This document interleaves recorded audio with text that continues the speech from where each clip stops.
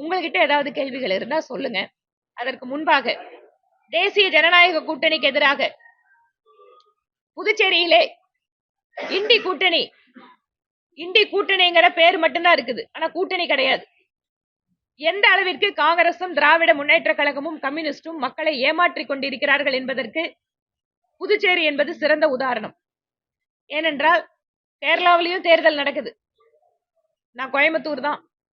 கோயம்புத்தூரோட border Palakkad அந்த பக்கம். இந்த பக்கம் கோயம்புத்தூர்ல வாளையாறுல 2 பேரும் ஒன்னா சேர்ந்து ஓட்டு கேட்கறாங்க. அந்த பக்கம் வாளையாரோட செக் போஸ்ட் அந்த பக்கம் போனா காங்கிரஸ் கம்யூனிஸ்ட் ஒருத்தர் திட்டிட்டு இருக்காங்க. இங்க புதுச்சேரியில அதை வர ஒரு படி மேல போயிடுச்சு. ஒரே தொகுதியில 2 கட்சி வேட்பாளர்கள். யார் சொல்றத கேட்கறது கிடையாது. எந்த விதமான ஒருங்கிணைப்பு இல்லாத, எந்த விதமான ஒற்றுமை இல்லாத இந்த இண்டி கூட்டணிக்கு வாக்களிப்பது என்பது புதுச்சேரி மக்கள் தங்களுடைய தலையில் தாங்களே மண்ணள்ளி போடுவதற்கு சமம்.